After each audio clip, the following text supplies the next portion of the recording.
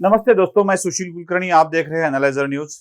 शिव राष्ट्रवादी सेना, यह नाम सुनकर ही आप बहुचक्के हो जाएंगे। आपको लगेगा कि मैं ये क्या कह रहा हूं।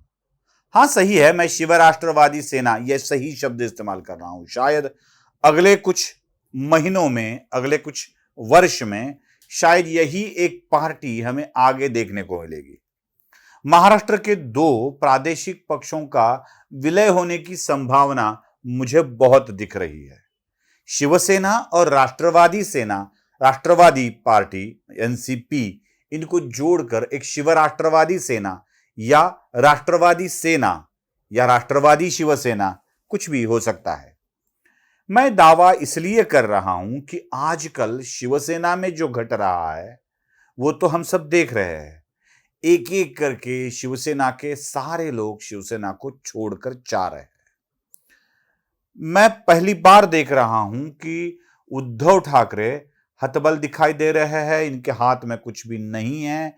वो ऐसी स्थिति में जाते हुए देख रहे हैं कि उद्धव ठाकरे का करिश्मा अब शिवसेना से खत्म होता जा रहा है, लेकिन शिवसेना में एक और व्यक्ति को आगे बढ़ाया जा रहा है। जैसे जैसे उद्धव ठाकरे की हतबुद्धता हमें दिख रही है, वैसे वैसे आदित्य ठाकरे को आगे बढ़ाया जा रहा है। मतलब आदित्य ठाकरे को यह दिखाने की कोशिश की जा रही है कि वो महाराष्ट्र के जगनमोहन हो सकते हैं। शायद जगनमोहन जितनी मेहनत आदित्य ठाकरे न कर पाए, लेकिन आदित्य ठाकरे को अगला शिवसेना का चीफ दिखाने की कोशिश हो रही है। मैं दिखाने की कोशिश, ये शब्द जानबूझकर इस्तेमाल कर रहा हूं, क्योंकि आदित्य ठाकरे शिवसेना के प्रमुख बनते भी है तो वो शिवसेना के प्रमुख के तौर पर काम नहीं कर पाएंगे। आजकल पार्टी ठाकरे के हाथ से बिल्कुल जा चुकी है। मतलब ये शिंदे का गुट निकल गया, उनसे 12 सांसद निकल गए, 40 विधायक निकल गए, इसलिए छूटती दिखाई दे रही है, ऐसे मैं नहीं कहूंगा। इसके बाद एकनाथ शिंदे के बाद भी पार्टी पर कंट्रोल किसका है, ये जरा समझ लेना जरूरी है। देखिए, उद्धव ठाकरे को उनके 40 विधायक बार बार बोल रहे थे कि आप एनसीपी को छोड़ दीजिए, लेकिन 40 विधायक और 12 सांसदों की उद्धव ठाकरे ने ना सुनी तो किसकी, यह आप भी जानते हैं। उद्धव ठाकरे के मन में जो कुछ है वो इलॉबरेट करके, उसको बड़ा दिखा के कौन दिखा रहा है, यह भी आपको मालूम है। आजकल उद्धव ठाकरे अपने खुद के भरोसे चलने से ज्यादा संजय राउत के इशारे पर ज्यादा चल रहे हैं।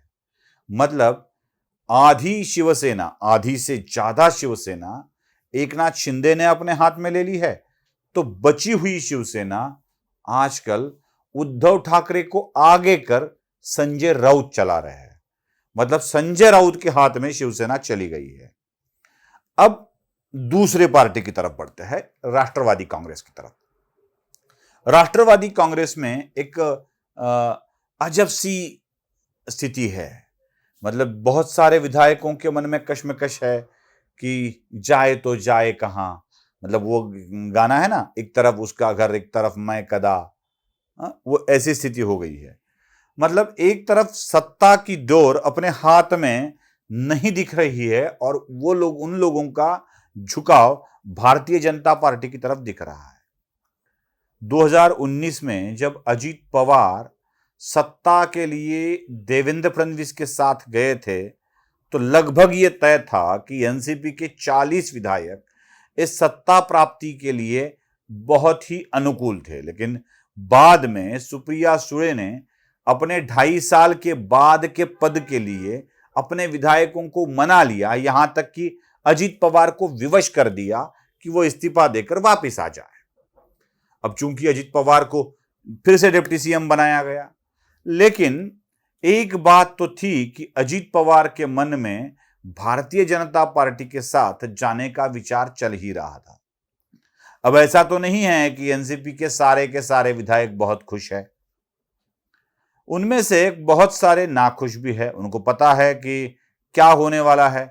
जैसे जनता दल की अवस्था हुई थी ना, विश्वनाथ प्रताप सिंह के हाथों से जनता दल बना और उन्हीं के होते हुए टुकड़ों टुकड़ों में बिखर गया। एक गाना है, देखो, इस दिल के टुकड़े हुए हजार, कोई यहां गिरा कोई वहां गिरा।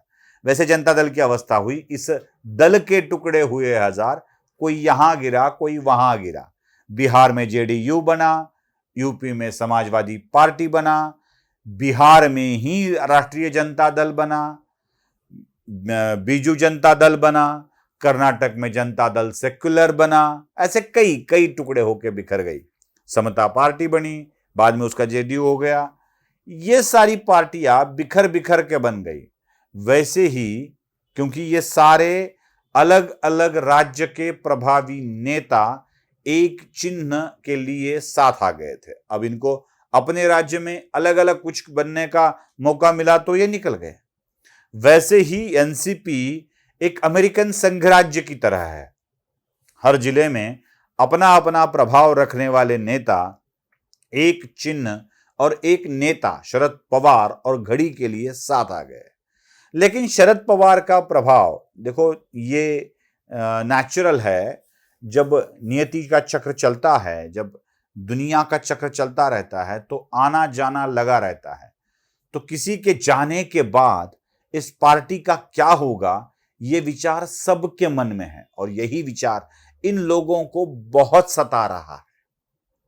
इसी विचार के कारण इनके मन में अब विचार आ रहा है कि अब हम चले इन्हीं के साथ या अपना मार्ग बदल दे।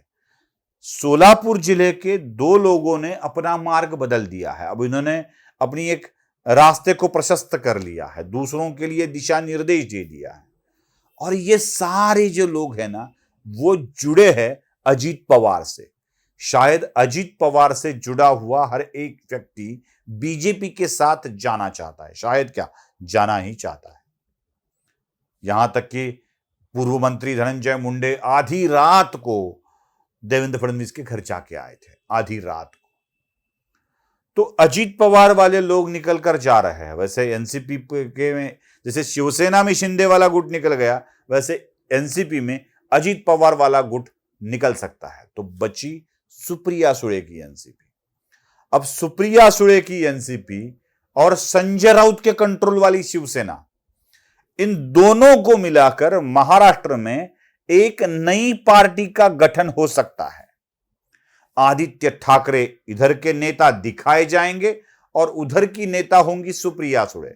क्योंकि सुप्रिया सुळे के नेतृत्व में कितने लोग एनसीपी के साथ रहेंगे, यह भी सवाल है।